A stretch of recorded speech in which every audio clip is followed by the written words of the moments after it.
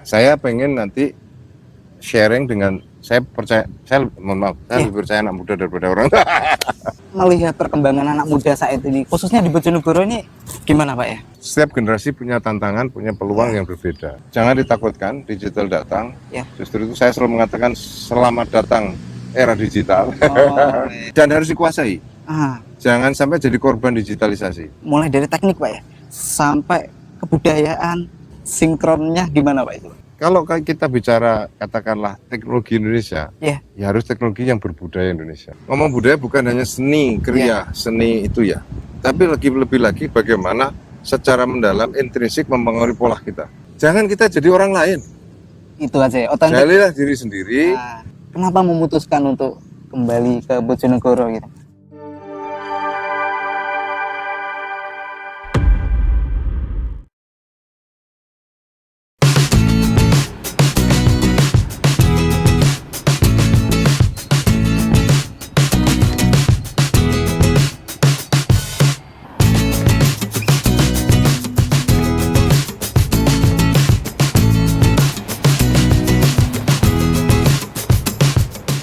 Assalamualaikum warahmatullahi wabarakatuh. Waalaikumsalam warahmatullahi wabarakatuh. Ya, selamat pagi, siang, sore, dan malam pemirsa Radar Bojonegoro. Dan ini di pagi ini kita Radar Bojonegoro kedatangan tamu spesial ya. Tamu. Ya, langsung saja, tak perlu berlama-lama, kita sambut Mas Teguh. Sun. Pak napa Mas nih? Kalau Mas Nulu. Oh, Mas. Iya. Mas. Oke, Mas. Ya. Tadi ini sepagi ini dari mana saja nih? Teguh. Ya, alhamdulillah pagi hari ini Bojonegoro cerah. Cerah Mudah-mudahan sekali. kita semuanya cerah juga. Cerah. Kan kita kalau ada matahari, udara cerah artinya kita ada harapan.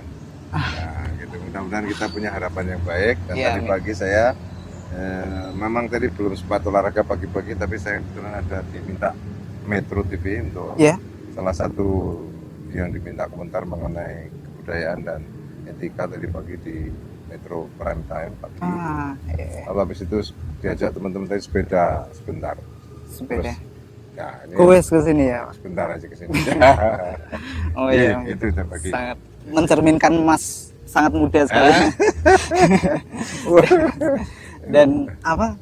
Tadi kan udah habis kues ke sini, dan mungkin Mas Teguh ini latar belakangnya mungkin ada pemirsa yang belum mengetahui mungkin dari profilnya. Oke. Pendek aja ya. Pendek aja. Oke. Pendek aja. Nama saya Teguh Haryono. Oke. Saya lahir di Kedung Adem dan besar sampai lulus SLTA di Bojonegoro. Lalu setelah lulus SLTA saya itu alhamdulillah di ITB, dan saya di teknik sipil, lulus teknik sipil ITB. Lalu saya melanjutkan sekolah di Inggris di bisnis, dan terakhir saya alhamdulillah juga dapat beasiswa di ilmu pertahanan di Universitas Pertahanan, dan saya doktor di ilmu pertahanan. Itu sekolah saya. Kalau profesional saya itu lama saya di Tripatra, salah satunya yang bangun di Exxon itu saya. Dan saya mulai dari asisten insinyur senior sampai direktur. Lalu saya sebagai dirut di satu grup di Tripatra, dan komisaris juga sudah. Kalau bisnisnya apa aja, mulai dari oil and gas, pertambangan, terus di logistik, juga di telekomunikasi saya sudah juga. Kalau area yang saya cover, saya sudah hampir seluruh Indonesia, kecuali saya di Maluku, NTT dan NTB. Di Irian juga, Papua juga ada. Kalau organisasi, saya yang terakhir aja ya, saya pernah sebagai Sekjen Persatuan Insinyur Indonesia. Saya pernah sebagai Ketua Persatuan Pelajar dan Masyarakat Indonesia di Skotlandia dan Irlandia Utara. Saya juga pernah sebagai Sekjen Perhimpunan Perguruan Tinggi Teknik di Asia Tenggara dan Pasifik. Itu pernah. Dan ya saya di Kadin juga ada, saya di Apindo juga pernah, dan ya gitu kira-kira. Sebentar segitu aja. Nanti kalau mau diskusi monggo kapan-kapan. Itu padahal sudah dipersingkat ya Pak? Ya gitulah, karena umurnya beda sama kamu kan. Oh iya. Ngomongin tadi umur Pak ya, ini kan beda sekali. Ini untuk melihat perkembangan anak muda saat ini, khususnya di Bojonegoro ini gimana Pak ya? Kalau kita lihat ya, Iya. pertama anak muda ini sekarang ini mempunyai kesempatan jauh lebih besar daripada saya. Itu pasti ya. Tapi juga tantangannya jauh lebih besar juga. Jadi setiap generasi punya tantangan, punya peluang yang berbeda. Dan menurut saya di sini agak lama ini, waktu mulai ini agak cukup lama, 2-3 bulan terakhir lah. Saya amati kreativitas anak Bojonegoro itu luar biasa. Jadi saya tuh kreatif tuh rasanya anak-anak muda sini perlu dicontoh gitu. Karena saya lihat juga ada yang di olahraga juga bagus, di kesenian juga bagus. Dan terakhir saya kan ada itu motor Bojonegoro Motor Indofu itu. Itu luar biasa. Karena saya melihatnya entusiasme anak muda Bojonegoro dan prestasinya itu harusnya kita bangga. Kira-kira itu. Iya. Belum lagi saya lihat, saya mesti digging atau cari informasi lebih dalam. Tapi dari permukaan saya kelihatan, menurut saya jauh lebih dinamis dari waktu zaman saya. Oh iya. Nah, kayak tantangan anak muda zaman sekarang Pak ya, ini kan digitalisasi itu Pak ya. Ini menurut pandangan digitalisasi ya, digitalisasi itu kan alat gitu ya, atau sarana untuk melakukan kreativitas agar dia mengeluarkan potensi-potensinya keluar untuk bisa nanti berwujud. Sekali lagi, apresiasi bisa uang, bisa nama, bisa macam-macam ya. Nggak ada pilihan hari ini. Jadi harus melek digital anak-anak muda sekarang, karena apapun itu sekarang kan kita menjadi lebih nyaman karena ada digitalisasi ya. Jadi kalau tadi ditanya bagaimana, ya anak muda nggak ada pilihan lagi. Nggak ada pilihan lagi, harus masuk ke sana. Karena saya lihat di Bojonegoro, saya sudah kemarin ketemu sama anak yang petani, anak muda petani, juga digital dia, ya kan. Terus juga saya ketemu sama tadi beberapa kreasi-kreasi di sini, baik seni-seni biasa maupun sampai itu digital. Jadi jangan ditakutkan digital datang. Justru itu saya selalu mengatakan selamat datang era digital. Mari kita sambut berjabatan tangan untuk mencari masa depan lebih gemilang. Kalau saya kira gitu. Jadi menerima ya, pilihan yang nggak ada lagi. Nggak ada lagi. Oh ya, adaptasi. Tapi artinya dan harus dikuasai. Jangan sampai jadi korban digitalisasi. Nah, yang penting. Itu ya. Gitu.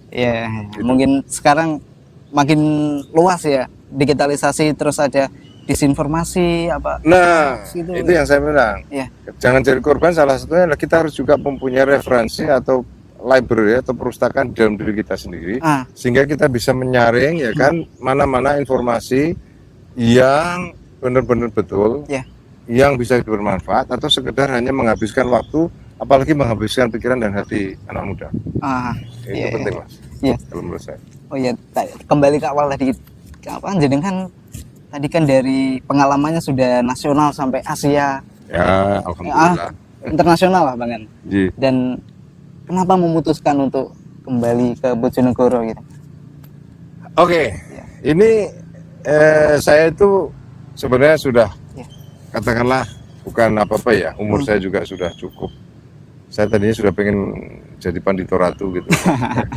Saya pengen ngajar, saya pengen menulis, saya pengen berceramah-ceramah saja. Artinya tidak langsung terjun ke dalam masyarakat. Tapi beberapa teman saya mengingatkan, jangan egois. Mungkin ada yang bisa digunakan pengalaman dan ilmu kamu untuk tempat tanah kelahiran. Susah saya untuk mengatakan tidak, karena lahir di sini saya. Ayah ibu saya itu kapundhut dan dimakamkan di sini. Saudara saya juga masih ada di sini, tetangga-tetangga saya, famili saya di sini. Kok saya nggak ngomong banyak, saya ikut bantu daerah lain, bahkan ikut di organisasi-organisasi di ASEAN, di itu. Siapa tahu bisa memberikan sesuatu pada Bojonegoro tersayang saya. Kira-kira gitu. Kalau sudah malam melintang ya. Mosok kok Bojonegoro gak gitu Pak ya. Ya mudah-mudahan saya bisa memberi kontribusi lah. Jadi enggak bicara pahlawan, enggak lah. Kita mari kita sama-sama cari apa yang bisa kita lakukan untuk tanah kelahiran kita sama-sama di Bojonegoro kita cintai. Tadi untuk apa? Dari background tadi mulai dari teknik Pak ya sampai kebudayaan. Ya. Itu sinkronnya gimana Pak itu? Saya nggak mau dan kita sebaiknya jangan mendikotomikan antara budaya dengan teknologi. Nah, iya. Ini penting karena budaya itu kan budi daya Iya. sama daya budi, ya kan? Ya kan daya budi daya. Ini penting. Satu Iya. lagi bicara mengenai kreasi kita, inovasi kita untuk menghadapi tantangan ke depan. Tapi satu lagi bicara etika dan itu penting untuk kita pahami bersama. Jadi itu sebagai landasan yang paling dasar. Iya. Untuk kita bisa melakukan, kalau kita bicara katakanlah teknologi Indonesia, ya harus teknologi yang berbudaya Indonesia. Kalau kita bicara mengenai ekonomi Indonesia, ada ekonomi yang berlandaskan budaya Indonesia. Bicara sosial, bicara politik, berpolitik pun harus juga menurut hemat saya adalah berdasarkan budaya bangsa kita. Jangan mengambil budaya bangsa lain. Ekonomi juga sama. Ya, saya pengen nanti sharing dengan, saya percaya, saya mohon maaf, saya lebih percaya anak muda daripada orang tua. Karena pergerakan perbaikan di seluruh dunia itu dimulai dari anak muda. Nah, saya selalu pengen, dan saya terus terang salah satu yang saya itu sampai sekarang jadi rujukan teman-teman Forum Insinyur Muda Indonesia. Itu saya mesti kadang-kadang diskusi. Dulu saya setiap seminggu sekali saya diskusi sama anak muda, dan saya pengen itu gerakan itu menjadi gerakan kita bersama.